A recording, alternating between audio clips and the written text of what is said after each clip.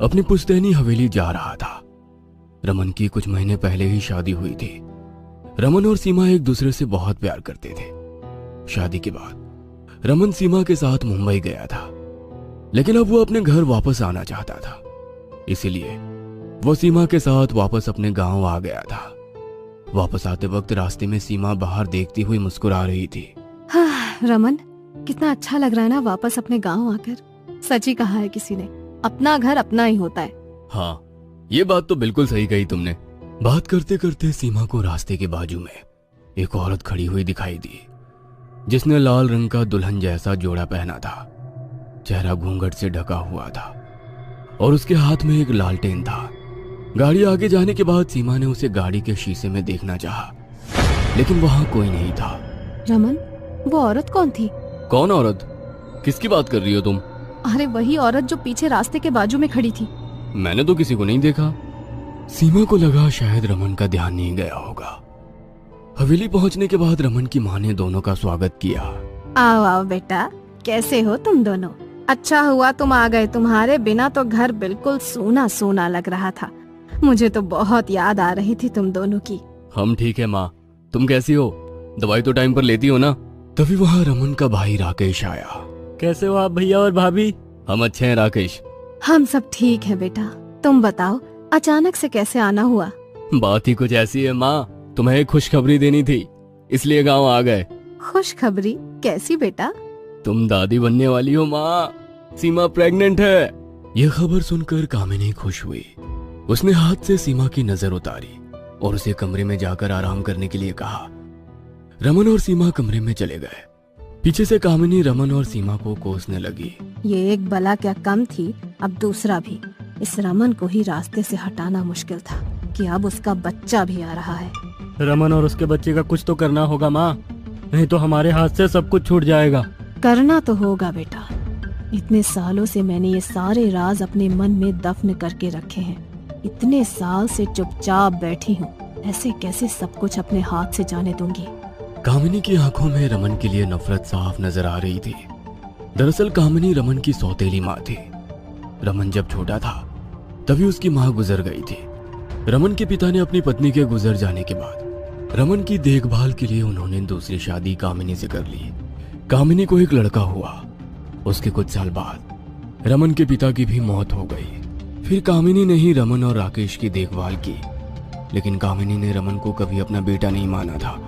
वह हमेशा ही उससे नफरत करती थी। वह सबके सामने बस रमन से प्यार का दिखावा करती और रमन इन सब बातों से अनजान था। शाम को सब टेबल पर खाना खाने के लिए बैठ गए। कामिनी के मन में अब भी सीमा और उसके बच्चे के लिए गुस्सा था, लेकिन वो चुप रही। खाना खाने के बाद रमन और सीमा अपने कमरे में चले गए। ऐसे ही कुछ महीने बीत गए। कामिनी हर वक्त प्रयास करती कि वो सीमा के पेट में पल रहे बच्चे को मार दे। एक बार उसने जमीन पर तेल गिरा दिया ताकि सीमा का पैर फिसल जाए, लेकिन उस समय सीमा ने खुद को जैसे तैसे संभाल लिया। तभी उसे खिड़की के बाहर वही औरत नजर आई जिसे उसने रास्ते पर देखा था। क्या कर रही हो सीमा? जरा ध्यान से, अगर कुछ हो जाता तुम गिर जाती तो। आई एम सॉरी रमन, मैं आगे से ध्यान रखूंगी। कामिनी का इरादा कामयाब नहीं हुआ, इसीलिए उसके मन में नफरत और भी बढ़ गई। फिर कामिनी ने सीमा को सोते वक्त उसके कमरे में जाकर दूध पीने को दिया जिसमें उसने जहर मिलाया था।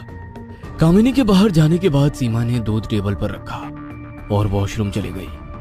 बाहर आते ही उसने देखा कि दूध का ग्लास जमीन पर पड़ा है और सारा दूध जमीन पर गिर गया था। तभी उसे अपने कमरे के खिड़की के बाहर नीचे वही घूंघट वाली औरत नजर आई। इस बार सीमा को डर लगा कि यह औरत आखिर है कौन और क्यों बार बार उसे दिखाई देती है। उसे लगा जब भी उसके साथ कुछ गलत होता है तो वो औरत उसके पास होती है। उसने ये बात रमन को बताना चाहा, लेकिन रमन ने यह इत्तेफाक होगा ये कहकर बात को टाल दिया। और दूसरी ओर कामिनी अपने काम को जल्द से जल्द अंजाम देना चाहती थी। माँ, रमन और उसके बच्चे के बारे में क्या सोचा तुमने? जल्द से जल्द इनको हमारे रास्ते से हटाना होगा। मैं अब और नहीं सह सकता रमन को। चिंता मत कर बेटा, मैंने इसका हल भी सोच लिया है। आज रात को ही मैं इसकी शुरुआत करूंगी।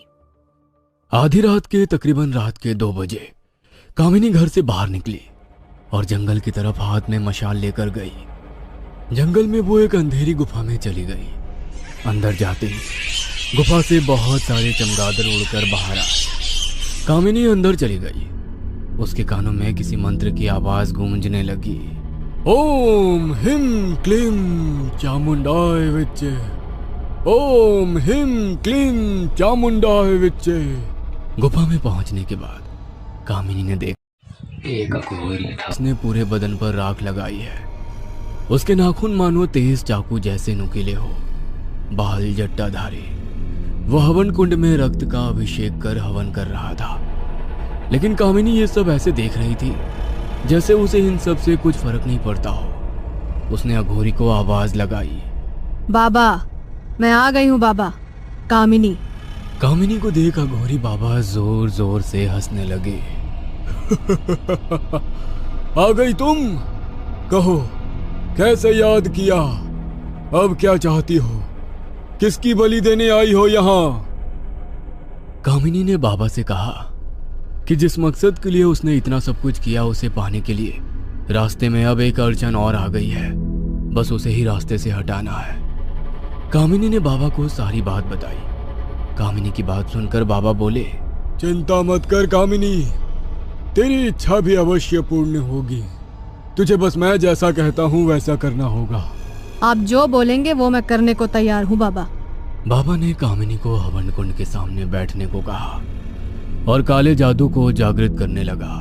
ओम हिम क्लीम चामुंडाय विच्चे, ओम हिम क्लीम चामुंडाय विच्चे। मंत्र पढ़ते पढ़ते वह अग्निकुंड में रक्त का अभिषेक कर रहा था। थोड़ी देर बाद उसने कामिनी को एक काले रंग की गुड़िया दी और उसे कहा कि ये गुड़िया 7 दिन तक सीमा के कमरे में छुपा कर रखना। 7 दिन बाद अमावस्या है। ठीक अमावस्या की रात को उसकी पीठ पर से 7 बार उल्टी दिशा में घुमाना होगा और काले कपड़े में लपेटकर शमशान में जाकर दफन करना होगा। मेरे प्रेत आत्मा को उसके बच्चे के जन्म के बाद अगले ही पल बलि चढ़ानी होगी। कामिनी ने बिल्कुल वैसा ही किया और वो काली गुड़िया लेकर शमशान भूमि में चली गई। उसने उस गुड़िया को जमीन में दफन किया और वहां से जल्दी से दौड़कर चली गई। उसके बाद वहां वही लालटेन वाली औरत आई और उसने उस गुड़िया को जमीन से निकालकर उसे तोड़कर जला दिया। कुछ हफ्तों बाद सीमा के डिलीवरी का टाइम आ गया। उस रात रमन सीमा को हॉस्पिटल लेकर गया। कुछ देर बाद राकेश और कामिनी भी वहां आ पहुंचे। डॉक्टर ने बताया कि सीमा को लड़का पैदा हुआ है। कामिनी को गुस्सा तब आया जब डॉक्टर ने कहा कि बच्चा और माँ दोनों सुरक्षित है। ये बच्चा कैसे बच गया? अघोरी बाबा का काला जादू विफल कैसे हो गया? कामिनी गुस्से में अघोरी बाबा के पास गई।